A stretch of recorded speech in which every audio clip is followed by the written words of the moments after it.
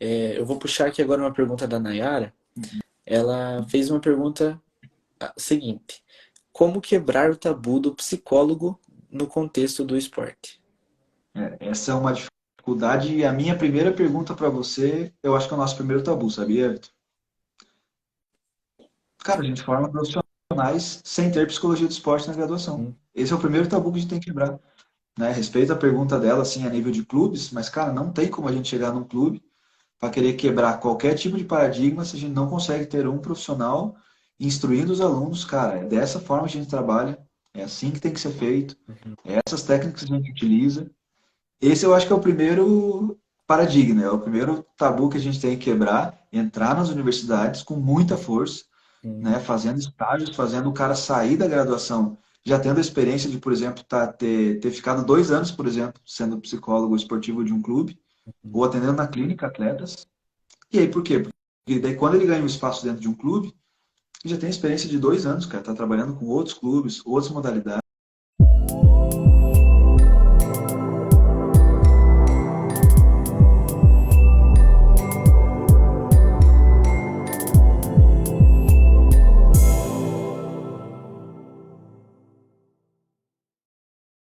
Oi, opa, Opa, fala William. fala, Vitor. Tudo certo? Tudo Tô bem, me cara? adaptando aqui, cara, com Instagram, negócio de live aí. Eu vou. Tô só ajeitando a câmera aqui, cara, que ela ficou um pouquinho para baixo, senão Beleza, sem fica problema. aparecendo só a nossa testa para baixo, né? Aí não dá. E aí, Verdade. Vitor, tudo certo, cara? Fala William, tudo certo? Tudo na paz, tranquilo? Tudo bem? Um prazer Legal, aí. pronto pro desafio aí de, Ô, pois de é, fazer um quebrar bate-papo. a vergonha aí. Não, Mas muito obrigado pelo convite aí, William, tá aí conversando para a gente estar abrangendo mais esse assunto da psicologia do esporte, e até para muita gente, né, que não conhece muito sobre esse assunto. É muito legal, obrigado pelo convite, por estar aí trazendo questionamentos sobre a nossa área.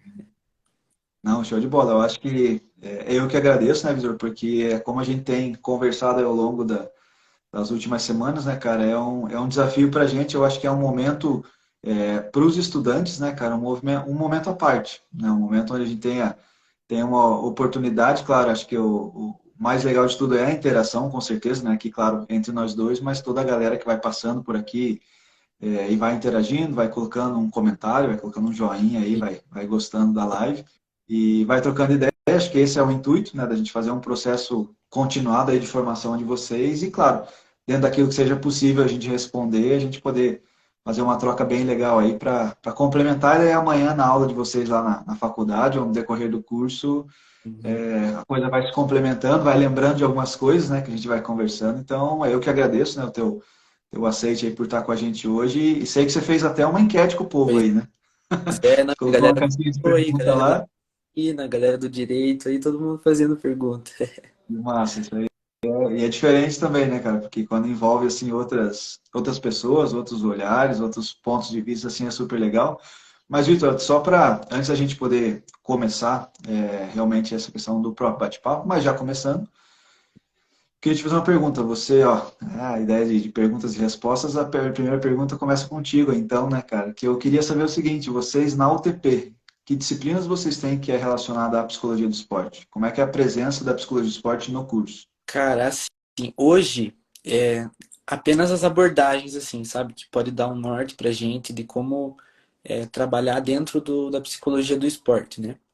Mas em Uhum. questão de esporte, coisas relacionadas à psicologia do esporte em si, não tivemos nenhuma matéria ainda, e creio que na grade horária também não teremos. O que eu fiz ano passado foi que tinha essa disponibilidade, né, da universidade, até muita gente não sabe, mas é possível a gente pegar uma matéria do curso de educação física. Então, tipo assim, eu estava fazendo psicologia do esporte junto com a galera de educação física, que essa matéria de psicologia do esporte era apenas para o curso de educação física, né? Então é uma coisa aí que até tem um amigo meu aí da minha sala que a galera aí Uhum. não tem muita essa informação, né? E daí acabei Sim. sabendo, fui atrás e foi bom. Mas foi na área de educação física mesmo. Eu tô te perguntando isso, Vitor, porque até estava comentando com o povo que estava entrando antes ali. eu fiz a live no mês passado com um estudante de educação física. E uma das perguntas dele foi com relação à presença da disciplina de psicologia do esporte na psicologia. E aí Uhum, eu fiz o questionamento contrário para ele. Eu falei, cara, na educação física vocês têm a disciplina? E sim, né? aham, Eu fiz educação física na Federal e lá você tem uma disciplina que ela é optativa em psicologia do esporte. E uhum, muitas disciplinas elas abordam pelo menos o tema, né? Essa questão da preparação mental, a questão psicológica e tal. uhum, E aqui a gente tem a oportunidade de ver alguém que está fazendo hoje, né? O curso de psicologia e está mostrando hoje qual é a grade, ou seja, qual é o ensinamento que a nossa faculdade ela dá para a gente hoje com relação à nossa área e a gente vê que não muda nesse sentido. uhum. Né? Ou seja, as pessoas que têm interesse, que, como exemplo você, né, que vão atrás da informação, vão atrás do que aparece, na verdade, assim como eu fiz há mais de 10 anos atrás, para poder ir atrás, estudar, tentar se especializar Uhum. para hoje poder estar trabalhando com psicologia do esporte. Sim, legal. Então, só É um, para deixar registrado aí que realmente, né, você aí falando dá muita mais propriedade nesse sentido da grade aí das faculdades, que realmente a gente tem esse foi, déficit aí. foi até um questionamento nosso, assim, para a universidade, sabe? O porquê da falta, né, da psicologia do esporte dentro da psicologia, né? Tem educação física, outros cursos, né? Mas dentro da Sim, psicologia não tem nada relacionado ao esporte, né? sim, Então, ficou mesmo pode meio crer. encucado com isso, o bom é que depois a gente pode ter quem realmente quer, né, tem uma formação aí, uma pós, né? E tá aprendendo aí com os mestres da psicologia do esporte. Não, com certeza. É isso aí, é só essa pergunta inicial, só para a gente, até para quem participou, né, da outra live, quem vai estar assistindo depois, para entender essa parte, porque é uma briga nossa, né? Eu dou aula em 3 pós-graduações em psicologia do esporte, e Uhum, a gente questiona muito isso e eu trago muito esse questionamento também para os alunos de pós, né? Falar, cara, o que que vocês tiveram lá na graduação que fizeram vocês hoje muitas vezes estarem aqui? Porque, cara, quem entra em psicologia não entra falando que eu vou trabalhar com psicologia do esporte. É uhum. algo que, né, Sim, ele vai entendendo depois, vai vendo o quão é bonito, quão é interessante, quanto é legal você trabalhar nessa área também, mas é uma descoberta depois, uhum, né? Dificilmente o cara entra para fazer psicologia para trabalhar com o atleta. E, claro, no decorrer do curso se descobre e acontece como aconteceu comigo e imagino que com você também. uhum. Né? Vai que daqui a alguns anos a gente tenha um novo profissional aí fresco na área, né? Opa, com Na área certeza. do Vamos, esporte. né? Não, legal. Vitor, vamos começar então, cara. Eu sei que você, como a gente estava brincando ali no começo, né? Você fez aí um questionamento com a galera. Se você até quiser citar quem fez a pergunta, que daí eu só vou responder de quem estiver presente na live. Ah, Não, tô entendi. brincando. Tô brincando, vai ser Não, de todos, né, já claro. vi uma galeria E presente, a galera, o Jonas, o Erics lá da minha igreja, a Ana. A galera legal. tá presente aí.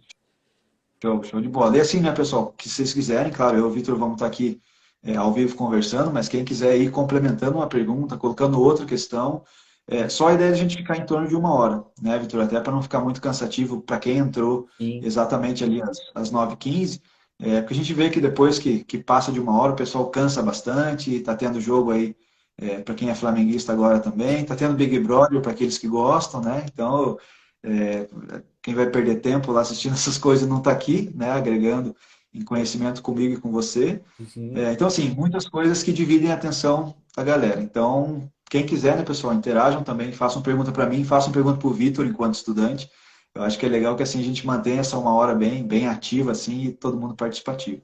Então vamos lá, Vitor, o que que você preparou aí para gente? O que que dá para a gente começar aí o nosso bate-papo? Então, William, para início, assim, foi muito legal a interação da galera, assim, sabe? Coloquei uma caixinha de pergunta lá, a galera foi bem curiosa mesmo, sabe? Nesse quesito da psicologia do esporte. Mas para começar esse assunto, eu acho que uma pergunta chave aí para quem está entrando agora, para quem não conhece, o que é a psicologia do esporte, William? Tá.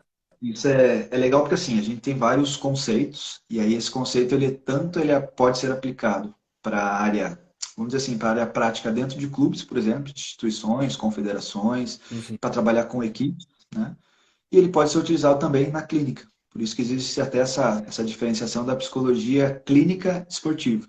Né? uhum, Hoje eu tenho essa oportunidade de estar tanto no clube quanto também na clínica. Né? Na clínica um pouco mais de 5 anos.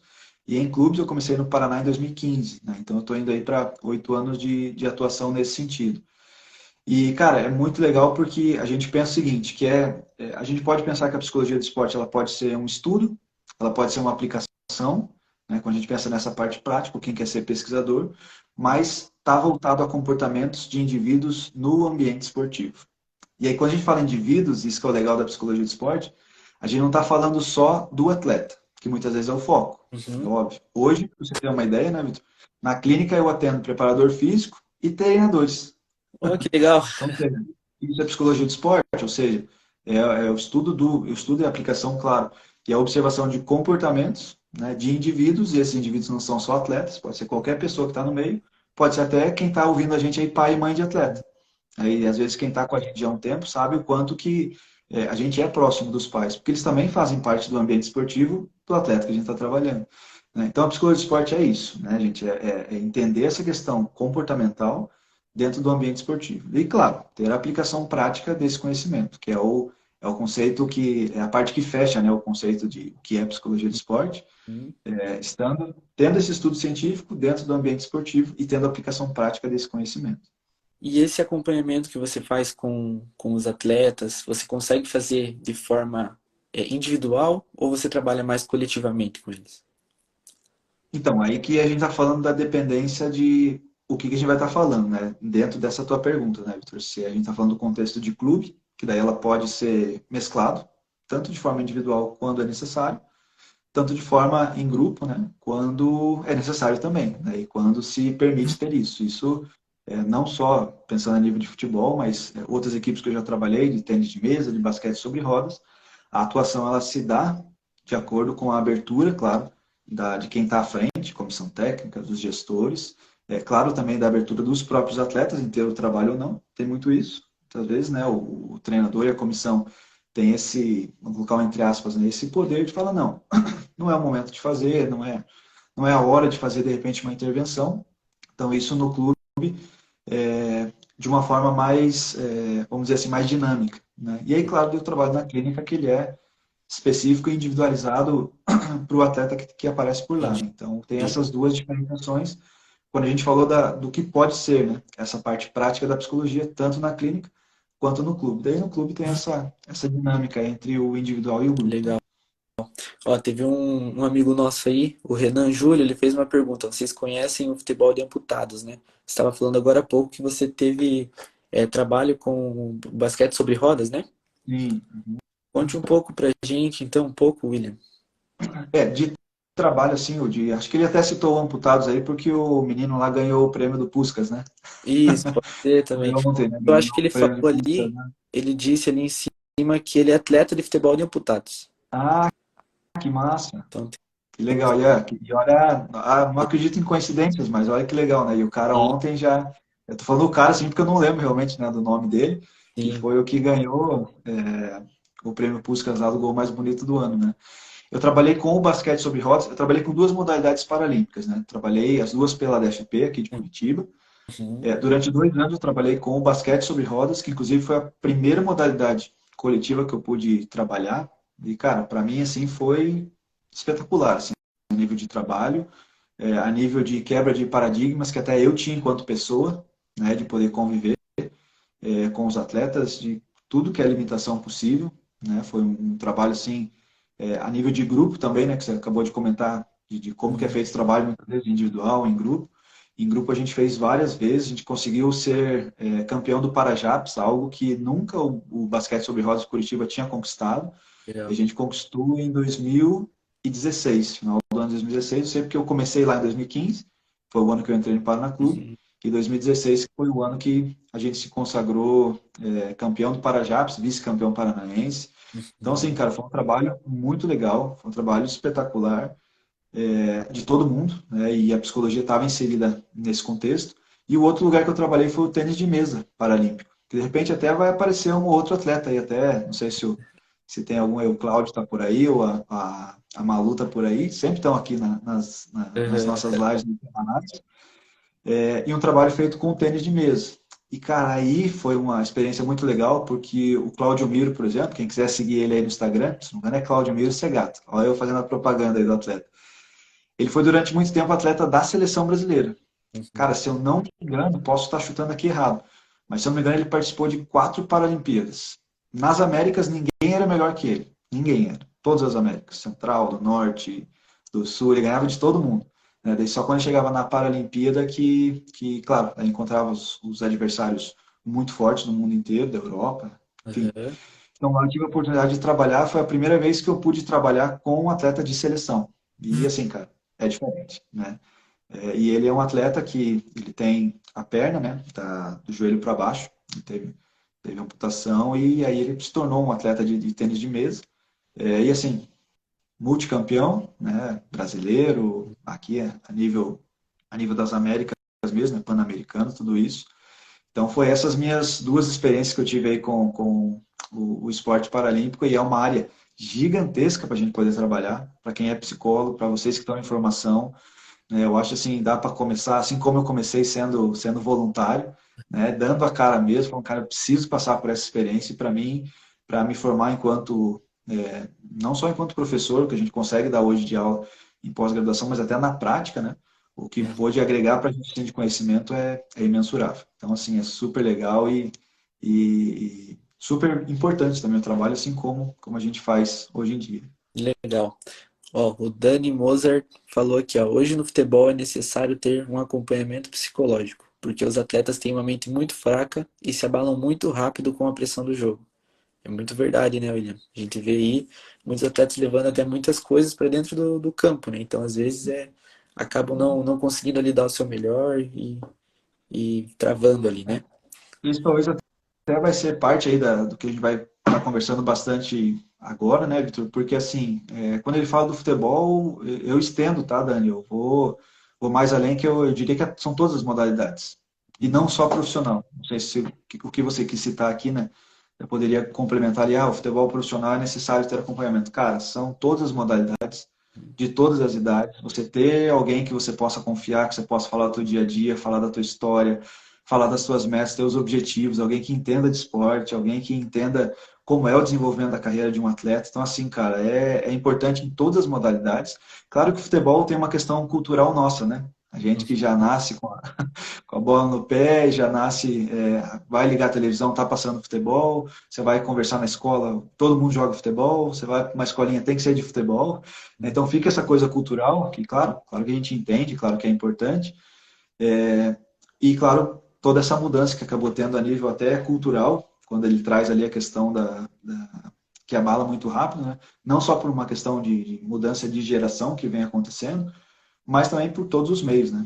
Por Uhum. imprensa, por mídia, por torcida, por fanatismo, um monte de coisa que acaba pressionando demais o atleta, mas eu estendo essa pergunta do Dani Moser ali para complementar, né, que a gente como profissional vê que todas as modalidades, Sim.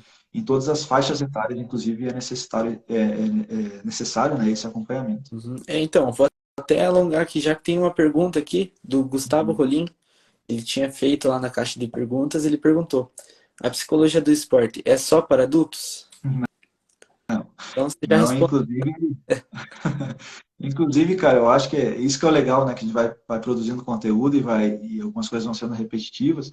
No Uhum, sentido assim, que tem acho que foi a primeira live do ano que a gente gravou que eu falei aqui especificamente, né? Preparação mental é para quem? uhum, E aí lá a gente comenta que hoje eu vou comentar sobre um desvio padrão de idade só para ele entender quando a gente fala para adultos, né? Eu na clínica atendo atletas de 7 anos até 54. Então, assim, uhum, poderia, é só para profissional? Cara, se fosse, né? Eu não poderia fazer esse trabalho, por exemplo, com crianças, né? Eu tenho muitas crianças na clínica, não poderia fazer esse trabalho com esse público que às vezes é mais velho, e são atletas amadores, são atletas de tênis, atletas corredores de rua, que uhum. muitas vezes buscam na preparação mental algo que eles acham que está faltando para melhorar a performance dele. Né? Então, ou seja, E- não é só com adultos, né? Tem esse trabalho também com crianças, com adolescentes, que é uma faixa etária que procura bastante o nosso trabalho também, justamente por toda essa modificação, né? Que ocorre ali na adolescência, toda essa questão da gestão da emoção que eles têm que fazer, e muitas vezes isso fica muito nítido, né? Quando eles estão competindo. E aí busca o trabalho da psicologia do esporte para ajudar nesse sentido. Então não é só com adulto, não. Aham. O moleque aí, ele é quase completo aí, né? E como De são os idade. desafios de trabalhar com uma criança de 10 anos e com alguém de 50? Como lidar com essa diferença de pensamento? É bem diferente, né? Se a gente pensar a nível, porque hoje até na psicologia, né, Vitor, a gente vai entender que tem pessoas que elas são, sim, especialistas, por exemplo, em crianças, para trabalhar com demandas de crianças, outros especialistas ali em adolescentes, outros em adultos, aí tem a galera que trabalha com casais, galera que trabalha com alguns públicos mais específicos, outros vão trabalhar, por exemplo, apenas com idosos, muitas vezes. Eu vou falar que para a gente no esporte, esse é um tema muito, ao mesmo tempo, muito interessante, né, da gente poder pensar e complexo, porque assim, então, num primeiro momento, eu estou lá com o meu atleta de 10 anos de idade. Depois ele sai e entra o atleta profissional que eu atendo, que né, é um outro contexto, é uma outra ideia, é uma outra linguagem. Até esses dias uma mãe, né, que estava, uma das primeiras vezes que ela estava indo na clínica lá, e ela me questionou justamente disso, né? Porque eu estava conversando com ela, assim, não com termos técnicos, mas sendo direto, sendo objetivo e tal. Ela falou, William, mas você vai conversar assim com meu filho que tem 13 anos? Eu falei, não. Quando a gente tem, para o adolescente, o jovem, a forma de se expressar tem que ser do jovem. A ideia ali, a nível de técnicas, né, que a gente utiliza com o cliente que está ali na nossa frente, tem que ser com a linguagem dele, muitas vezes trazendo jogos, muitas vezes trazendo vídeos, muitas vezes fazendo coisas diferentes, justamente para você poder manter a atenção dele e ele perceber que aquilo está fazendo diferença na performance dele. Então, assim, é diferente, né? Para você trabalhar com a criança ou adolescente e depois, claro, para você trabalhar com, não vou dizer nem o adulto, mas o atleta que passou ali, por exemplo, dos 17, 18, cara, já é outra pegada. Ele já entende tudo que você está falando, já, não que a criança não entenda, mas é que a linguagem que você tem que utilizar com a criança e até mesmo com o pré-adolescente ali, ela é diferente do cara de 18, 19, porque ele já saca algumas coisas, ele já muitas vezes percebe quando a limitação dele é muito grande, principalmente a nível técnico, e a gente muitas vezes quer trabalhar essa questão da preparação mental, mas ele percebe que ao longo da carreira dele, ele já chegou num patamar que, cara, é muito difícil, muitas vezes, ultrapassar aquele patamar técnico, né? E aí, muitas vezes, é ali que a gente vai ter que fazer um novo trabalho para tentar achar caminhos, né, para ajudar esse atleta. E assim vai para o atleta profissional, que daí é muito mais um trabalho, não digo de convencimento, mas ele é muito mais técnico, né? Muitas vezes até para convencer ele de que aquilo que a gente está falando vai trazer benefício para ele na Uhum. frente da carreira dele, ou até num curto espaço de tempo, né? Acho que daqui a pouco a gente vai falar sobre essa questão mais teórica, né? Das vertentes teóricas. Uhum. E para mim, eu não vou deixar em suspenso aí para a galera esperar um pouquinho para saber, mas a minha vertente teórica é assim, cara, você trabalha ali para você ter resultado no jogo de amanhã. Uhum. Né? Então, de forma muito pontual, muito objetiva, que eu acredito e eu trabalho. Não que eu não acredite nas outras, mas a minha habilidade é para trabalhar com essa vertente. Talvez dos outros, né? Eles vão ter essa habilidade deles. Mas só para concluir, né, Vitor, essa pergunta da diferença, cara, sim, existe uma diferença que ela é muito grande, mas eu vou te falar, para quem é estudante e está acompanhando a gente, eu acho que essa é uma das partes mais divertidas do trabalho. Cara, é quando Uhum. você está ali na clínica, às vezes você tem dois, três em seguida, quatro em seguida, e você acabou de atender um atleta que é um atleta jovem de skate, e aí ele sai para entrar um atleta mais velho ou um adolescente que joga tênis, e aí sai ele entra o atleta profissional do futebol. Cara, essa é a parte mais legal e deixa a tua cabeça enquanto profissional é aquela quebra, né, que muitas vezes existe, a gente no trabalho clínico tem muito isso, né? Porque quando você está no clube, é tudo ali. Ah, eu estava lá no basquete sobre rodas, eu estava lá no tênis de mesa, eu estou lá no futebol, cara, é tudo ali, é tudo a cabeça deles, é tudo o contexto deles que a gente vai entendendo e trabalhando. Mas quando você está na clínica, você tem essa quebra, né? Uhum. E às vezes essa quebra de mudar a modalidade, mudar a idade, muitas vezes, do indivíduo, putz, faz você transformar ali o teu trabalho, o que deixa o trabalho extremamente dinâmico, né? E eu que, não sei, eu gosto bastante dessa coisa, principalmente quando você tem que ficar parado ali, né? Uma hora trabalhando com o indivíduo, ter esse dinamismo, assim, na parte de atendimento, essa diferenciação de idade me ajuda muito, né? Mas, claro, é diferente a abordagem de um para outro. Entendi, legal. Ó, o José aqui já, o José Moura, mandou aqui, ó, o Vitor tá sonhando ali, porque vai ouvindo as histórias, né, daí já fica, pô, daqui a pouco sou eu, né, quem sabe. Esse é o objetivo, né, Vitor? É, ô, mas enfim, vou pegar esse teu gancho aí, e teve um rapaz que me mandou mensagem, o nome dele é Luiz Fernando Felizardo. Ele me perguntou quanto ao filho dele. O filho dele tem 10 anos de idade. Isso daí entra mais em questão de pai e filho ali, o tratamento. Que acho que foi até o tema do último café, né?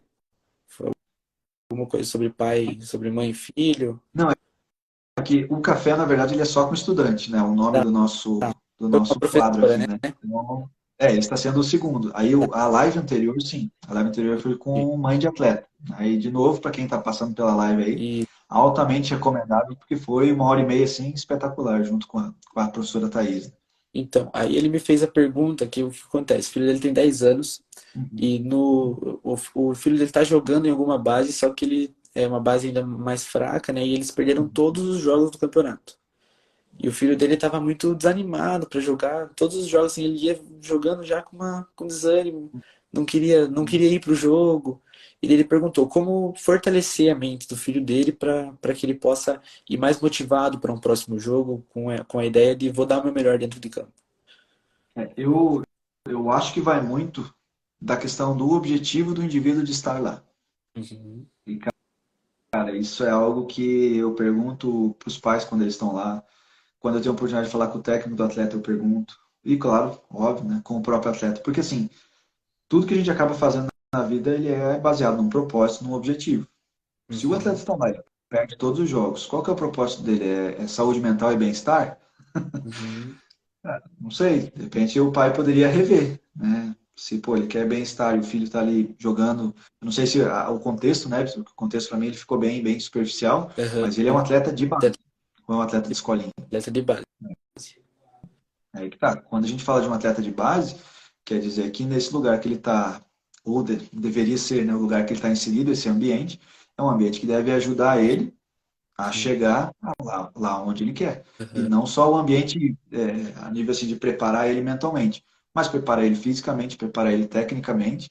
E aí, quando a gente fala muito do objetivo, é tentar ver, de repente, com essa criança, com esse indivíduo, e com o próprio pai, qual é o objetivo dele de estar lá. Se o objetivo não, é desenvolver a parte técnica, física, mental, para que um dia ele possa ser um atleta profissional, cara, uhum, essa motivação ela é básica para ele ir para o próximo jogo, ajudar os colegas dele, até porque a gente está falando de futebol. Se ele tivesse me falando que ele é um atleta de tênis e perde todos os jogos, o contexto muda total. Veja como é interessante isso também, né? sim, Cara, dependendo da modalidade, está falando de futebol, onde de repente ele nem joga, de uhum, repente ele é reserva, como a gente acabou de falar, né? Já que esse aham, contexto ele está bem superficial, vai que ele é um atleta reserva, ele jogou 10 jogos, perdeu todos os jogos, mas ele não entrou em nenhum jogo. Como é que ele vai manter a motivação? É outro contexto. no Né? futebol. Agora, se ele é tenista, cara, Futebol você depende dos não. outros, né? Depende de quem tá ali com você, da sua equipe, de ser uma equipe mesmo, né? Com quem tá com você. Exatamente. E quando a gente fala da modalidade, especificamente o futebol, você tem uma limitação de substituições. Agora, se ele é atleta de futsal, de vôlei, de handebol, de basquete, entra, sai, entra, sai. Ou seja, a gente não consegue muitas vezes mensurar, né, essa questão o quão participativo ele é na modalidade que ele está. E aí o pai tem que fazer tem que ter esse olhar, essa percepção. Qual é a participação do filho, por exemplo, nas derrotas? Porque uma coisa que a gente fala muito e repete muito para os nossos atletas, principalmente na clínica, por mais que o jogo ele é coletivo, a análise ela sempre vai ser individual. E aí você, Uhum. perdeu, mas como é que foi o desempenho desse menino nos jogos? Por isso que a gente está falando, ele foi reserva todos os jogos? Ele entrou só no segundo tempo? Ou não, ele é titular, ele é capitão e o time perdeu todos os jogos. É outra percepção, é outra análise. Vai tudo. Então, cara, veja como os detalhes para a gente são super importantes para manter a motivação É, de um indivíduo como esse. Né? E realmente, se o objetivo dele for um dia se tornar um atleta profissional, fazer as coisas acontecerem, tem que entender qual é o contexto que ele está lidando ali para perceber se onde ele uhum. está dando aquilo que ele precisa para um dia ele chegar no Entendi. lugar que ele quer. Então, acho que isso é suficiente, mas veja como a questão do contexto do ambiente ele é super importante para analisar e, de repente, manter essa motivação do indivíduo para continuar, mesmo com as derrotas, mesmo perdendo muitas vezes muito em um jogo ou outro. Então, ele é uma análise bem complexa, né? Também entra muito no assunto que a gente estava falando, né? Na diferença de tratamento com um adulto e uma criança, né? Quando você fala de uma criança, você consegue ali fazer, você vai desenvolvendo, né? Algumas concepções nela. Agora, um adulto já tem a mente ali criada, então é mais difícil, né? Creio eu, que seja mais difícil tirar esses pensamentos deles e tudo mais. Às vezes vai ali para o jogo com um pensamento na tia ali, nos filhos, alguma coisa que aconteceu que deixou triste, pô, não joga nada. Então, isso no contexto de futebol, né? Então, a criança consegue desenvolver isso, né? Creio que seja mais fácil.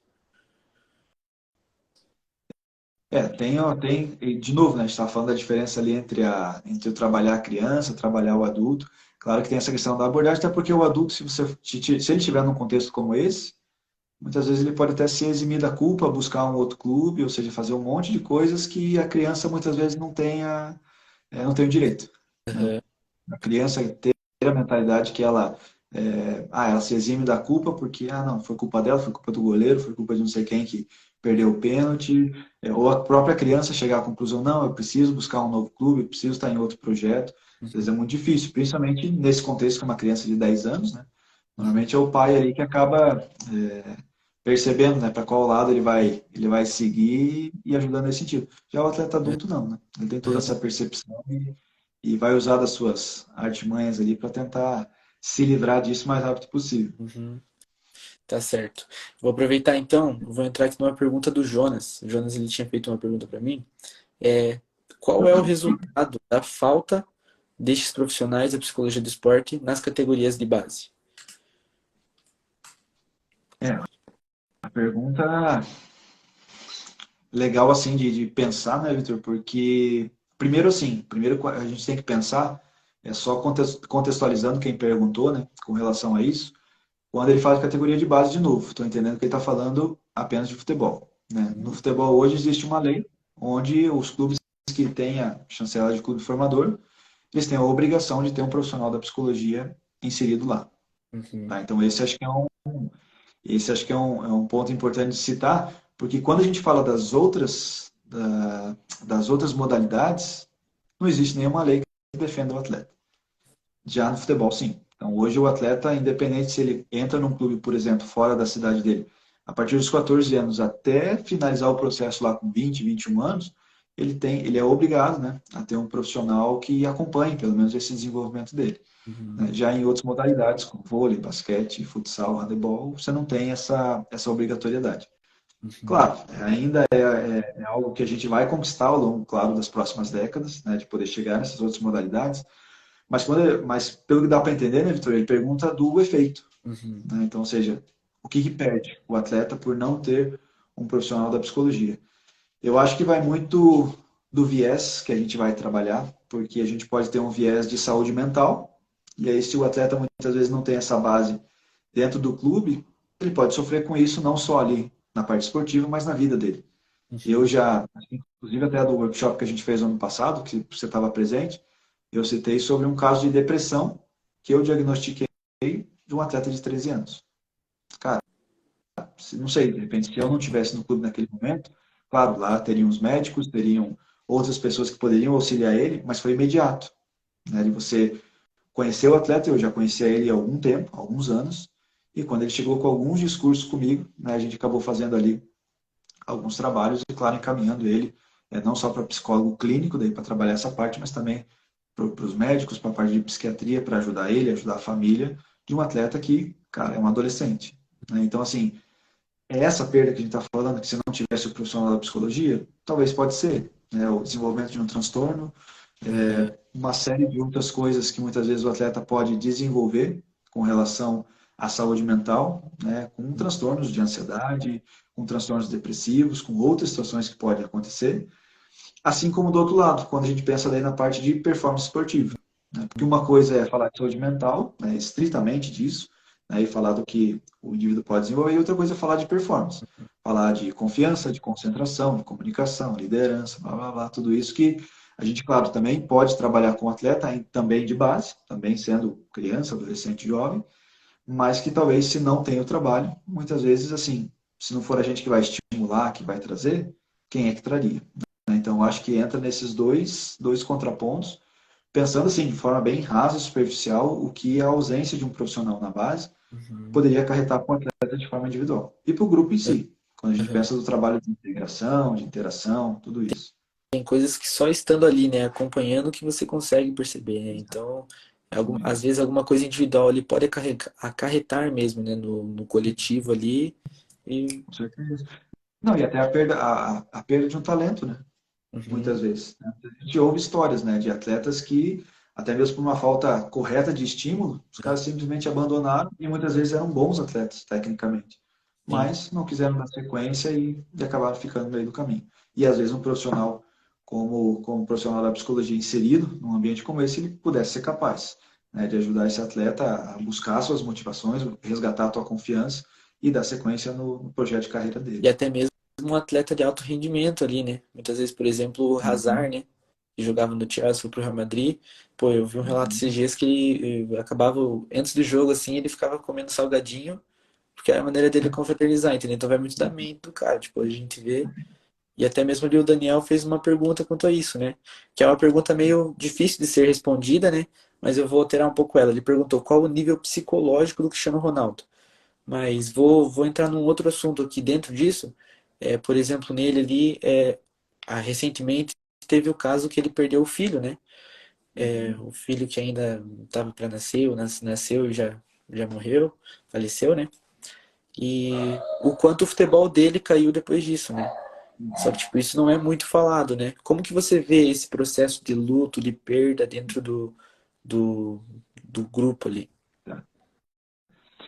Só que assim, uma coisa só para deixar claro, né, Vitor, porque quando a gente está falando de um ser humano como Cristiano Ronaldo, vamos pensar que essa aqui é a nossa linha da normalidade. Hum, Cristiano Ronaldo está lá em Cuiabá. Sim, aham, Cara, é um ser assim que não tem nem comparação, né? E a gente poderia pegar outros exemplos, inclusive, tanto ele quanto o Messi, quanto qualquer outro que vocês colocarem aí que esteja top, né? Inclusive de outras modalidades, o cara pega o Nadal, pega o LeBron James, pega o Michael Phelps, pega quem ele quiser, pega o Anderson Silva. Cara, são caras que dificilmente a gente pode trazer eles como alguém para a gente poder comparar, porque ele é um estudo de caso.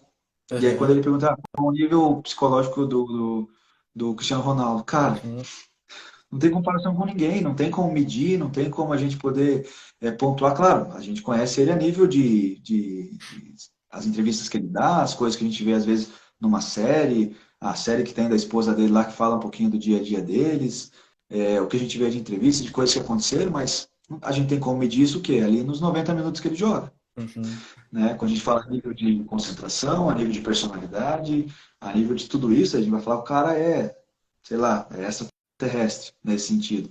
Né? Mas agora, pontuar e a gente trazer situações que a gente tenha conhecimento, eu posso falar dos atletas que eu trabalho, no clube, inclusive. Nem os da clínica. Na clínica, eu não posso estar lá no vestiário com eles, infelizmente.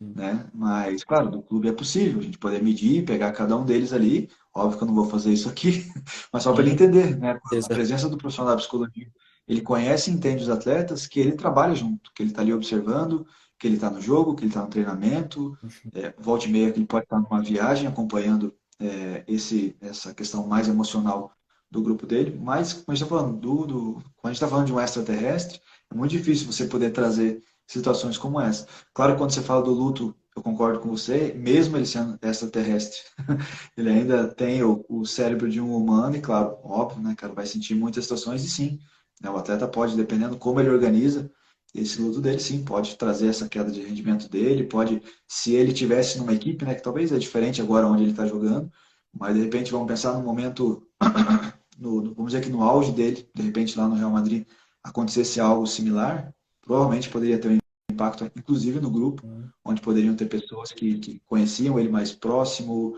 Ele jogou muitos anos no clube, conheciam de repente até a própria esposa, ou seja, aquela questão familiar. Então, assim, existem várias situações onde sim, né, cara, o atleta ele vai desenvolver essa questão do luto e óbvio, se ele não conseguir desenvolver sozinho, ele tem que procurar um profissional para ajudar ele nesse sentido também. entendi. Até porque a performance fica muito nítida, né? Uhum, Então, mesmo ele sendo um extraterrestre, se ele deixar de ser, passa a ficar nítido também quando o desempenho dele cai. E entendi. aí sim, se ele não consegue sozinho lidar com essa situação, ele tem que sim buscar uma ajuda profissional para estar se entendendo, para estar analisando essas situações e Uhum, desenvolvendo. legal. Eu vou puxar aqui agora uma pergunta da Nayara. Ela fez uma pergunta seguinte: como quebrar o tabu do psicólogo no contexto do esporte? Essa é uma dificuldade e a minha primeira pergunta para você, eu acho que é o nosso primeiro tabu, sabia, Vitor? Cara, a gente forma profissionais sem ter psicologia do esporte na graduação. Uhum, Esse é o primeiro tabu que a gente tem que quebrar. Né? Respeito a pergunta dela, assim, a nível de clubes, mas, cara, não tem como a gente chegar num clube para querer quebrar qualquer tipo de paradigma se a gente não consegue ter um profissional instruindo os alunos, cara. É dessa forma que a gente trabalha. É assim que tem que ser feito. Uhum. Essas técnicas que a gente utiliza. Esse eu acho que é o primeiro paradigma, é o primeiro tabu que a gente tem que quebrar, entrar nas universidades com muita força, Uhum. né, fazendo estágios, fazendo o cara sair da graduação, já tendo a experiência de, por exemplo, ter ficado 2 anos, por exemplo, sendo psicólogo esportivo de um clube, ou atendendo na clínica atletas. E aí, por quê? Porque daí quando ele ganha um espaço dentro de um clube, ele já tem experiência de 2 anos, cara, tá trabalhando com outros clubes, outras modalidades, ter conhecido pessoas. Então, assim, o tabu começa por aí. E aí eu acho que, claro, se a gente estende, se a gente expande isso, aí vão entrar as outras pessoas que fazem parte do contexto esportivo, que daí são os gestores, tem muitos cabeça dura, né? Não, psicologia no contexto esportivo não ajuda em nada, não serve para nada. Muitas vezes até muitos coordenadores, né, que existem em clubes, né? E não estou falando só de futebol, tá, gente? Estou falando aqui de qualquer modalidade. É. Né? Esses dias eu fui em um clube também, onde eu passei lá para poder fazer uma intervenção com um grupo de atletas, e dentro da conversa, o professor falou, cara, aqui a gente não tem, e assim, clube grande da cidade, de outra modalidade, com vários atletas adolescentes, crianças, jovens, não tem um trabalho de psicologia lá. Então, assim, pô, se de repente esse técnico, essa professora, o coordenador deles, o gestor deles, todas essas pessoas tivessem uma formação e entendessem, a gente acabou de falar aqui, né, Vitor, de saúde mental e rendimento. Uhum.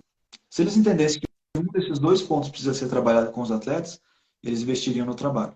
Só que, de novo, é um tabu que começa no nosso curso, e aí se expande, como a gente fala, né? Leva para o curso de educação física, que tem já essa abordagem, essa preocupação, e aí leva para os cursos de formação de professores, e aí vai se expandindo o negócio. E aí sim, aí com bons trabalhos, a gente consegue, né, cada vez mais provar que vale a pena estar na área, né, que a área compensa e que a área traz frutos. E aí eu acho que assim a gente devagarzinho vai quebrando esse paradigma da presença do profissional da psicologia dentro dos clubes. Muito interessante pensar dessa forma, né? Que o tabu tá antes mesmo de começar o profissional da Exatamente. psicologia, né? Então, Perfeito. vamos lá, então. O Wagner, que está presente aí, até teve aula com você, né? Sim. Ele fez uma pergunta bem interessante aqui, ó. O que você faz quando percebe que o atleta não está evoluindo na recuperação da lesão? Cara, assim, quando a gente pensa em lesão propriamente dito, a gente tem que entender que são vários fatores que estão envolvidos. Uhum, Né? E aí, acho que a gente pode abordar, por isso que é importante a gente pensar numa questão de contexto, né? Porque, por exemplo, o contexto ele é de um atleta profissional, o contexto é de um atleta do sub-11, como é o Pedrinho aí que acabou de entrar, é de um atleta do, sei lá, do sub-15, do sub-17. Cara, tipo assim, você poder entender o contexto, por quê? Porque envolve mais pessoas. Você está falando, por exemplo, de um atleta profissional, ele não recupera da lesão, mas qual é a lesão? Qual é o envolvimento com os médicos, os fisioterapeutas, o fisiologista, as outras pessoas que envolvem a parte mais clínica desse processo, o quanto que eles estão atrelados nessa recuperação de lesão e o quanto ela é clínica. E aí, claro, quando chega no momento que ela passa a ser mais emocional, aí sim entra o envolvimento, uma abordagem nossa, para poder entender o que tem acontecido.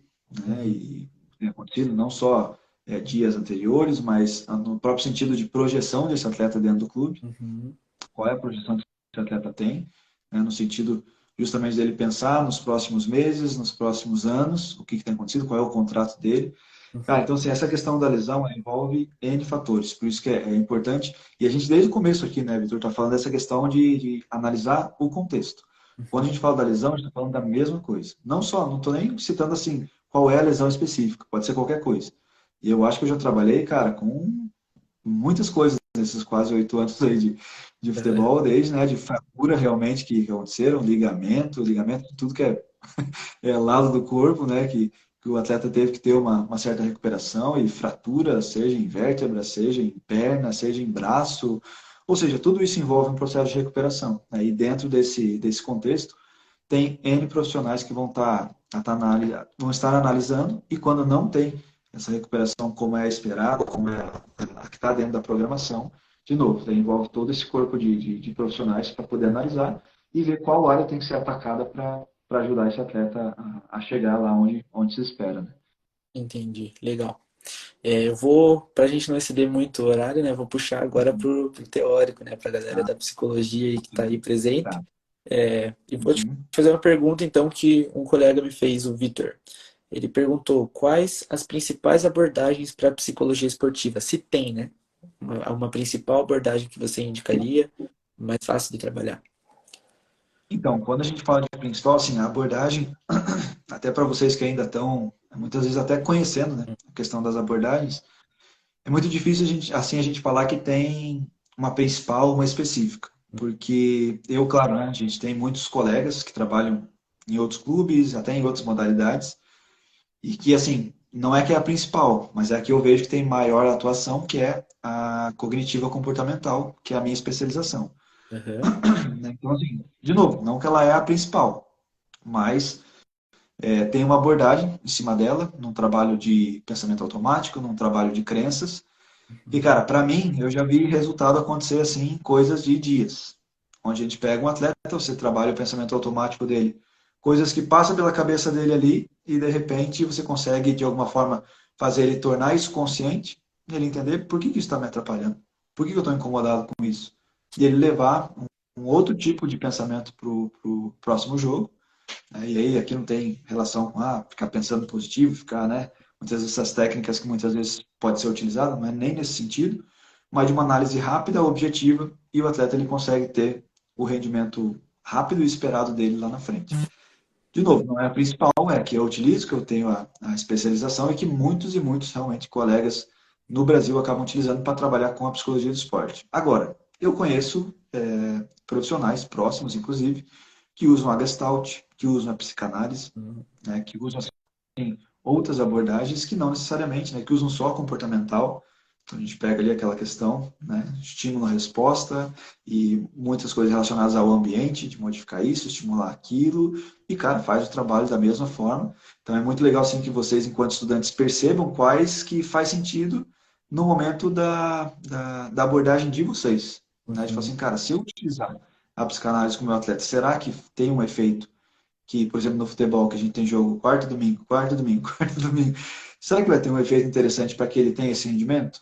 Né? Então, assim, para mim é a TCC, né? É a abordagem que eu utilizo, que eu vejo maior objetividade, né? E que eu acho, pelo menos que eu tenho a habilidade de poder pegar o atleta e trabalhar isso com ele, nem que não seja em um momento, mas pelo menos ao longo do tempo, ao longo do ano, para que ele possa ter segurança, ter confiança e aplicar aquilo que ele tá, que ele tem trabalhado com a gente, tem conversado. Mas assim, todas as abordagens, cara, é, são possíveis de ser aplicadas, e claro, vai muito da habilidade aí de quem está conduzindo, mas nada impede o cara de trabalhar com Jung, né, com Uhum. Moreno e vários outros autores que a gente vê aí na graduação e poder aplicar isso com um grupo de atletas. E até mesmo hoje, dentro do mercado, né, da psicologia do esporte, eu mesmo, assim, como um aluno, como um estudante, eu vejo muito mais atividade de um psicólogo da cognitivo do que de qualquer outra abordagem. Então, é muito difícil ver um psicanalista ali, entre outros, né? Mas o psicólogo cognitivo eu tenho visto muito isso dentro, assim, sabe, da psicologia do esporte. Até tem me olhado muito, me chamado muito atenção nos olhos, né, por conta disso. Eu vejo que acredito que tem mais facilidade para trabalhar, né, para desenvolver ali dentro com os atletas. Até a nível só de indicação, assim, Vitor, acho que até esses momentos eles servem bastante para isso, né? Não só para quem fez essa pergunta, mas para você, para quem tiver interesse. Tem um livro de uma colega nossa da psicologia do esporte. Se eu não me engano, cara, que o livro está ali na minha estante, mas, claro, não vou sair aqui no meio da live para buscar ele, mas o nome dele é Pensamento Campeão. E é uma, ele é sobre preparação mental no esporte.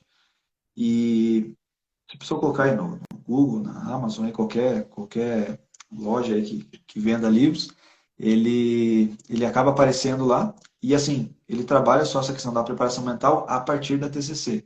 Né? Então, para quem já gosta dessa área, né, essa questão de ser estimulado a pensar sobre isso, vocês que muitas vezes estão em formação e querem buscar mais informações sobre isso, esse livro é super recomendado. Se alguém quiser até depois, pode me perguntar no Qual o direct ali mais livro, William? informações, até para Pensamento Campeão. Vou colocar aqui. Esse é o nome. Beleza. Se alguém quiser depois, sei lá, que eu tire uma foto ali depois do livro, manda aí também pra galera no direct aí, porque assim, quem gosta, né, desse tipo de abordagem, e ele vai falar sobre essa questão da preparação mental, trazendo dentro da TCC também, né? Então, super, Hum, super interessante, fica com uma dica aí para a turma também. legal. E dentro disso, assim, do coletivo, né? Dentro dos Uhum. bastidores ali, como você utiliza, quais instrumentos, né, você utiliza ali? Uma dinâmica, algum tipo de teste, para antes do jogo, por exemplo. Antes tem um Uhum. jogo, pré-jogo ali, bastidores estão ali concentrando. Tem alguma vez que você consegue ter voz ali para ter uma dinâmica com a galera, para dar mais confiança pro jogo? O que que acontece, né? De novo, a gente estava falando ali no início sobre a questão da abertura ou da abordagem da comissão técnica, né? Então, por exemplo, eu já trabalhei com técnicos que os caras gostavam muito de vídeo motivacional. E aí o técnico comentava, né? Falava, William, trabalho minha vida inteira, se você achar uma imagem, se você achar um vídeo, se você achar algo que seja legal colocar para eles ali nesse momento da competição que a gente está, Hum, isso já aconteceu, né? Assim, de aplicação de alguma coisa, não. O máximo que eu apliquei foi questionário de autoconfiança e ansiedade. É algo que a hum, gente trabalhou lá que eu mostrei para vocês no workshop também. aham, Isso sim, que também era um momento que não era bom da equipe, né? Mas que quando a gente aplicou, a gente pôde observar algumas coisas, alguns focos importantes ali dentro do grupo, né? De níveis de autoconfiança muito baixo, níveis de ansiedade muito alto, e que depois a gente pôde usar esses dados para trabalhar com os atletas. A nível de intervenção, não. Aí até, né, não é a minha prática, pelo menos, de trabalho, né? Eu acredito que o momento do jogo ali ele é muito mais da consideração do próprio atleta, do trabalho da comissão técnica, né? E não vejo que uma intervenção nossa naquele momento possa, 5 minutos antes do jogo, eu falar alguma coisa para o atleta ou tentar lembrar ele de uma situação, efetivamente vai trazer um resultado. Mas a nível, sim, de preleção, a nível de questionário, quando é necessário, né? Na base fiz bastante também, aham, principalmente em Campeonato Brasileiro, pegava lá o sub-20, pegava o sub-17, aplicava com eles o questionário e depois a gente podia recuperar esse tipo de informação. hum, Então, assim, cara, esse momento que ele antecede o jogo, ele é quase que um ritual, né? Isso para todas as modalidades. aham, No basquete sobre rodas, a gente estava comentando ali que o Renan fez a pergunta, né? No basquete sobre rodas eu também cheguei, né, a aplicar o questionário ali momentos antes deles entrarem no aquecimento, um jogo importante do Campeonato Paranaense. Então são mais ou menos essas abordagens que a gente acaba fazendo de forma mais pontual, né? Mas agora, tirando isso assim, eu acho que até é complicado porque você acaba entrando, né, no campo que é da parte técnica, da sim, parte tática, estratégica do jogo, e de repente qualquer coisa que você possa trazer pode tirar um pouco o foco do que realmente importa. aham, Esse, pelo menos, é o meu pensamento. Pode ter outros profissionais que pensem de forma diferente, mas a minha forma de atuar é essa. Então, eu prefiro uhum, essa abordagem ao longo da semana e, claro, quando tem essa abertura, fazer essas atividades ao longo da semana e no momento do jogo você está ali só para observar e, de repente, ajudar nessa parte de preleção quando você tem de novo, essa abertura da comissão. entendi. Eu vou aproveitar então que você está me falando aí da intervenção, para a gente ir finalizando, né, fazer uma pergunta aqui que o Wagner, ele tava curioso aí e falou, como o psicólogo pode adquirir mais autonomia em sua intervenção?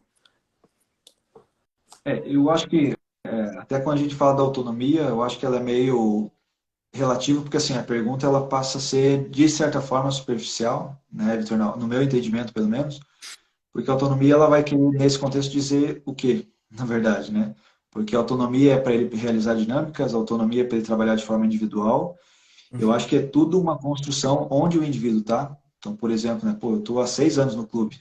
Por exemplo, cara, em tese, a minha autonomia para trabalhar de forma individual ela tem que ser gigantesca, né? aham, Só que o grupo não. O grupo não. O grupo depende do contexto, do momento esportivo, de como o treinador gosta de trabalhar essa parte de grupo. Se é ele que gosta de comandar, se não, se ele gosta desse auxílio. Eu já trabalhei com técnicos nos dois extremos.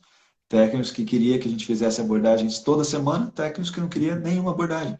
Mas não era por causa de mim, ou por causa do meu trabalho. É porque ele não gosta, ele não aham, acredita, ele não quer e a gente não vai fazer. Então a gente não tem essa autonomia, né? E muitas vezes não é algo estabelecido, não é um processo que ele está cravado, né, dentro do clube. É algo que a gente vai conquistando. Então não sei se a pergunta do Wagner foi mais ou menos nesse sentido, uhum, mas eu acredito muito que faz parte dessa construção.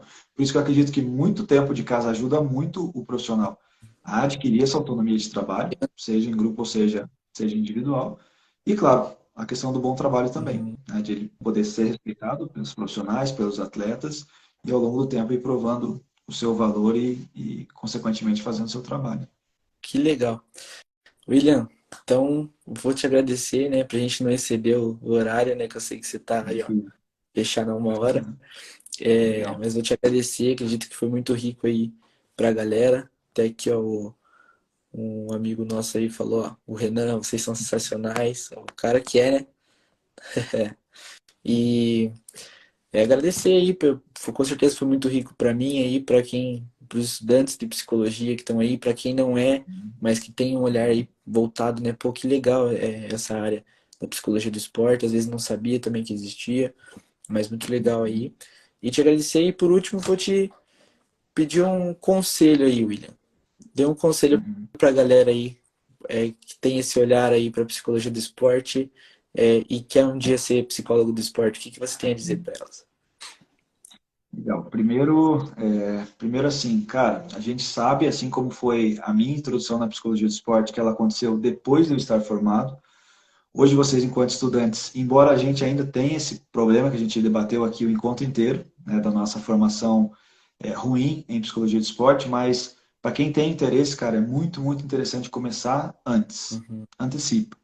Antecipa a leitura, antecipa as situações, se vê realmente que é a área que vai realmente das caras, que vai de atrás, já aproveita e faz o trabalho de conclusão de curso em uhum, cima da psicologia do esporte, porque daí você se obriga, né, de repente, a fazer entrevistas com atletas, a entrevistas com profissionais que já trabalham. Então, assim, mergulha, né, se realmente sente que essa é a área de atuação que a pessoa quer levar para a vida dela, mergulha já na graduação, principalmente aqueles que estão nesse processo final, porque a partir do momento que você recebe o diploma na mão, aí, né, você na terra, Deus no céu, e, cara, acabou. Você vai ter que ir de atrás, vai ter que arcar com tudo. E enquanto estudante, não. Enquanto estudante, você pode ter supervisão, você pode ter o tempo tranquilo para você estudar, para você, né, fazer os seus trabalhos, fazer produção acadêmica. Então, eu acho que essa é uma primeira dica, assim, valiosíssima, né? Participar de eventos. A gente falou, né, Vitor? A gente até estava comentando do evento que teve lá em Foz do Iguaçu, cara, espetacular. E eu senti uma falta, assim, gigantesca do pessoal aqui da nossa cidade, gigantesca, né? Porque às vezes é isso, né? Às vezes a pessoa ela está extremamente interessada em entrar na área uhum, e, cara, lá a gente estava com o treinador da seleção brasileira de futsal, com praticamente toda a comissão técnica da seleção brasileira de futsal, os caras que são tops aí nas áreas deles, né? Na medicina, na fisioterapia, na nutrição, assistente social do Brasil inteiro, de vários clubes. E aí eu olhava para o lado e não conhecia ninguém, ou seja, ninguém da nossa cidade, ninguém dos clubes aqui da nossa cidade, a não ser quem foi palestrar, como foi o meu caso também. Mas eu até estava brincando até com o Diogo, falei, Diogo, se eu não viesse palestrar, eu já tinha selecionado esses 3 dias para estar aqui em Foz do Iguaçu com vocês, né? Então, assim, cara, tem que ser curioso, tem que ir de atrás, tem que pagar o preço para um dia chegar onde quer. Aí, claro, se o cara quer chegar, de repente, a, sei lá, trabalhar na seleção brasileira ou apenas trabalhar na parte clínica, né, trabalhando com atletas, uhum. vai muito da fome que ele tem de chegar onde ele deseja, né? Então, a minha dica, assim, seria primeiro isso, né? Primeiro, ir de atrás, estudar, dar a cara, enquanto é estudante, inclusive, quem já se formou é a mesma coisa, ir de atrás de pessoas que têm como, de repente, ou como referência, ou que têm bons materiais para apresentar, para estar estudando. Uhum. E depois isso, depois, cara, participar de muito evento, seja online, presencial é muito, muito, muito melhor. É, Né? Então, participa de eventos presenciais para poder agregar conhecimento, para poder conhecer pessoas, que isso com certeza lá na frente vai fazer uma diferença gigantesca no processo de formação. E aí, claro, a gente vê que a partir do momento que a pessoa tem interesse, conhece pessoas e está no meio, cara, a coisa vai acontecendo de forma bem natural. Assim como aconteceu comigo, assim como eu tenho visto outros profissionais da psicologia as coisas acontecerem, por quê? Porque é uma pessoa que vai de atrás, é uma pessoa que tem interesse, que faz leitura, que planeja, que faz um monte de coisa. E esse acho que é uma dica assim valiosa, porque às vezes as pessoas acham que não, o simples fato de eu me formar e gostar de esporte vai ser suficiente para mim ser um bom profissional e de repente ser bem sucedido na área. não, Não é, é né? assim. Não é. Tem que ir atrás, tem que conhecer gente, Uhum. tem que fazer curso, tem que fazer um monte de coisa. né? Então, eu acho que entra várias coisas aí. Claro, isso não só na nossa área, né, Vitor? Acho que é em qualquer área de atuação, mas especialmente na nossa, assim, por ser uma área muito, eu diria assim, até em desenvolvimento, inclusive na parte acadêmica, né? É muito importante que a pessoa tenha essa pegada e esse interesse, né? Então, por Uhum. isso que eu dou essa dica. E já quero aproveitar, antes da gente poder até finalizar, né, Vitor, o ano passado, até para quem está aqui, né, a gente tem quase 20 pessoas aí que estão ao vivo com a gente, e sei que vão ter pessoas que vão assistir depois também a live. O ano passado a gente fez um workshop, né, de psicologia do esporte voltado ao futebol. A gente tem a ideia de fazer o 2 esse ano, claro, né? Não só para aqueles que fizeram, como é o teu caso, mas também para aqueles que gostariam, né, de ter um momento com a gente, assim, que fosse presencial. Mas a gente está com uma outra ideia, né, de poder trazer, inclusive para as pessoas que têm interesse. A gente acabou de falar aqui, né, da importância de ir atrás de eventos, ir atrás de pessoas que trabalham nesse sentido, porque comentei no início que eu sou professor de uma das pós-graduações em psicologia do esporte, e nessa faculdade eu dou aula de dinâmica de grupo. Uhum. E, cara, achei extremamente interessante a abordagem com a galera ali de forma online, né, porque é um curso online lá do Nordeste, e a ideia nossa é trazer isso de forma presencial. Né, e a gente gostaria de fazer, inclusive, no primeiro semestre. Né, dinâmica de grupos para equipes de alta performance. Legal. Né, não necessariamente profissional, não necessariamente do esporte. Então, quem trabalha com alta performance, né, poder participar de um momento onde a gente possa ficar ali em torno de 2 a 3 horas, não só falando da parte teórica, mas muito mais da parte prática, de realmente dar instrumentação, dar técnicas, né, para as pessoas estarem utilizando.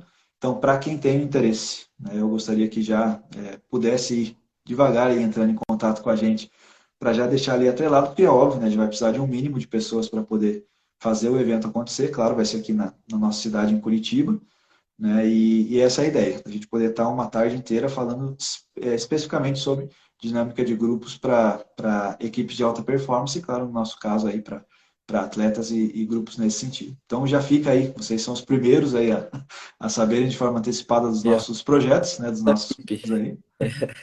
É isso aí. Né? E até porque, claro, assim como tem um mínimo, vai ter um número máximo também de participantes. E para quem tem esse interesse e tem essa vontade, né, de participar, já deixa aí a tribo do campeão né, em específico aí. E claro, quando a gente for anunciar, vai ser anunciado por aqui. Uhum. E claro, vai passar link de inscrição, tudo isso, porque a gente acha que vai ser bem legal, claro. O workshop para psicologia no futebol vai ser o número 2, mas o de dinâmica de grupo daí vai ser Uhum. o primeiro lançamento aí do curso presencial ou do workshop presencial, como a gente quiser chamar. E óbvio que daí todos vocês vão ficar sabendo também. Beleza? Legal, top. Ó, a galera já foi se manifestando aqui já, o seu já tá com interesse. É isso aí. É isso aí. Então, Fechou, Vitor? O que você acha? ô, William, Fechamos muito redondo aí? convite, obrigado por esse momento aí. Espero que tenha sido top a live para quem tenha assistido. E mais uma vez aí, muito obrigado pelo convite, por estar aí enriquecendo aí o conhecimento sobre a psicologia do esporte. Legal, show de bola. De novo, Vitor, te agradeço aí pela tua disponibilidade também. Sei que estudante, falam que vida de estudante é fácil, mas eu sei que não é. Né? Às vezes é aula, e estuda, e é estágio, e é correria. E mesmo assim você se disponibilizou aí, tá com a gente aí fazendo esse bate-papo. Acho que isso foi super válido. Tomara, né, que as pessoas que estiveram aqui, passaram por aqui, tenham aproveitado uma boa parte do conteúdo. Quem vai assistir depois também possa agregar em conhecimento aí. Fico à disposição, tanto para você quanto para as pessoas que tiveram aqui para sanar qualquer tipo de dúvida, né, referente à área também depois. Pode mandar um direct para a gente aí, que conforme vai passando o tempinho a gente vai respondendo. Mas de novo fica meu agradecimento especial aí a você, né, cara, que se disponibilizou. Colocar o rosto aqui às vezes não é fácil, mas é necessário, né? É É necessário para verdade. agregar conhecimento, para passar conhecimento para frente, e você com certeza aí foi a ponte aí, né, para acontecer esse bate-papo, né? Então, te agradeço demais aí por esse momento também. Fechou. Obrigado. Beleza? Fechou. Valeu, então. Boa semana aí para vocês. Valeu Valeu. pelo papo. Até a próxima. Tchau, Valeu, tchau. cara. Tchau, tchau.